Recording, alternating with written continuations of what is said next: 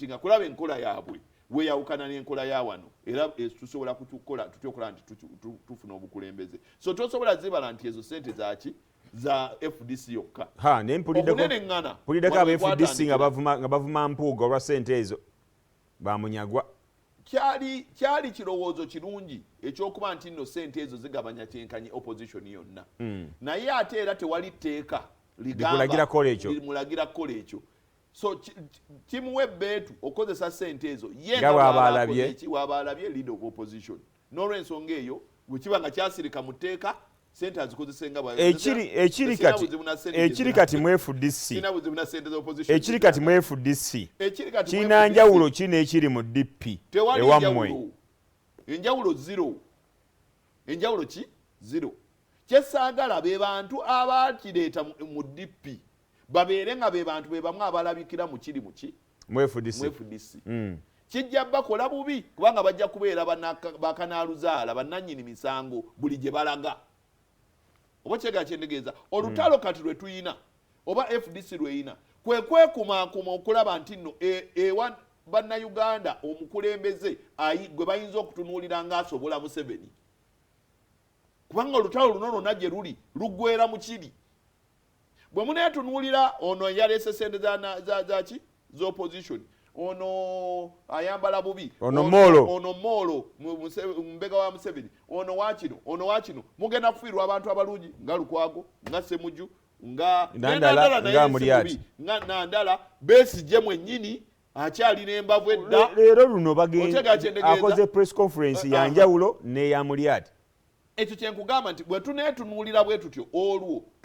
tuvudde ku nsonga y'okulwanisa mukulu Museveni tuzze ku nsonga zaffe munda mu party ekiri mu Democratic Party kyekimu nababuuza nti kati tutudde tuyimiridde awo forces Museveni z'alina zasinga okubeera nazo ez'amaanyi alina sente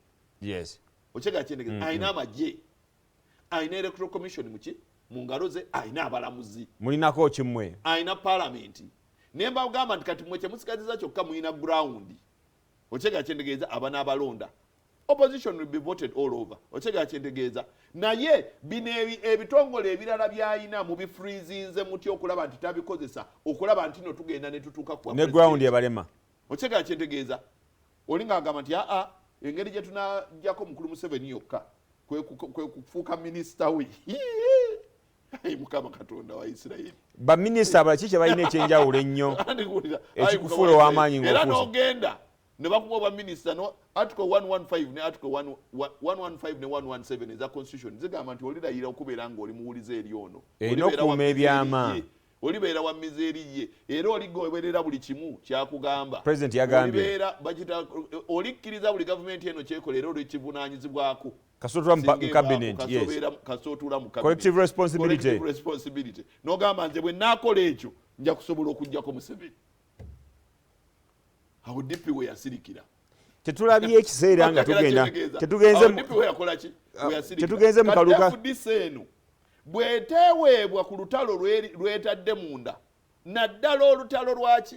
lw'ensimbi wano ekyasplitinga DP ekyayawukanya DP era zaali nsimbi zammwe kumubuuza mmawo ki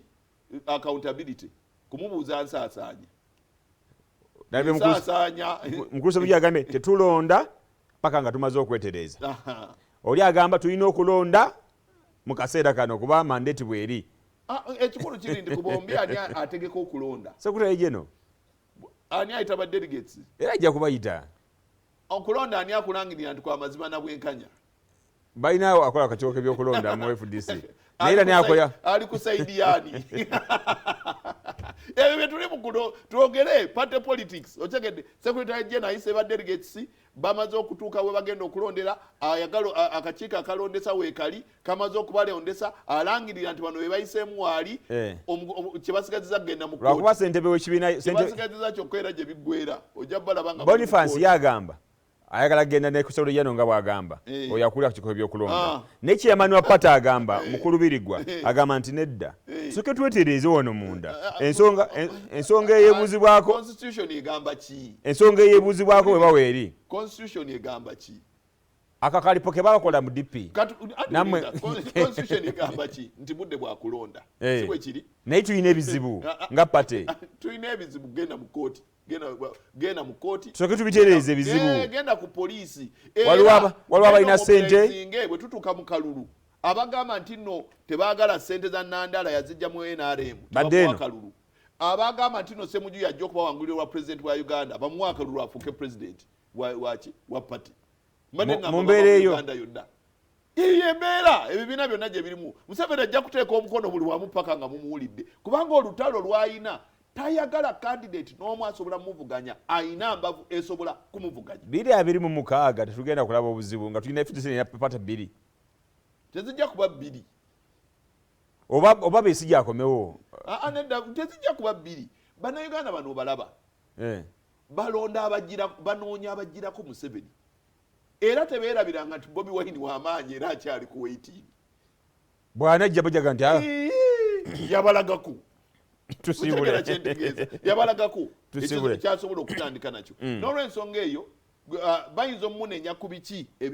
ebibaddewo ng'avudde mu kulonda okyega kyentegeeza naye tebayinza kumunenya nti bwe yali ng'ali mu kalulu n'emukulu Museveni buli ekisobola okukoleka yakikola buli ekisobola okukoleka yakikola so Bannayuganda bo bamanyi ekyokusalawo so kati Bannayuganda banoonya abagyirako Museveni kyekyoka tebagenda kumanya nnyo ajjidde mu pate ki tebaagala kumanya ajjidde mu pate ki azaati Kasono jjan nga gwasinze okwetegeka okulaba nti noono omusajja okutwala bajja kugamba gambi ssebo tukuwadde tweyanziza nnyo tweyanzenge nsaba osibule just second emu yokka osibule abatulaba njagala okubuulira bannange nti sigenda kuziika ekamuzinda kubanga sigamba dde mu byakuziika Saturday naziika Sunday naziika Monday naziika Tuesday UNBS yandimpiseeko URA nempitako n'olw'ensonga eyo sijja kusobola kubeerayo naye nga ngenda kuweereza obubaka nga bulijjo bagamba ekirimu weewala obubenje mwagale Ssaabasajja enteekateeka niwomanyi ebifa emmengo byokka bisobola okuyamba weewaawo tweyanza nnyo tweyanzege Honorable Richard Sebamala owa Bukoto Central ensonga buli wakusatu tujja kuba naye nga twogera ku nsonga ez'enjawulo naye olunaku olwaleero press conference zonna wa Dr. Kalukiza Besigye wali Katonga tugenda kuba tukituusaako ate butereevu n'eri enajjana nkumbi eya Patrick Mulyato Boy president w'ekibiina kya FDC naye butereevu tukaba tugikutuusaako sigala ku Terefayina yaffe ogoberere ensonga nga bwe zitambula nze Maurice Mukibe Mugave ayi Katonda kuuma mu maaso mogi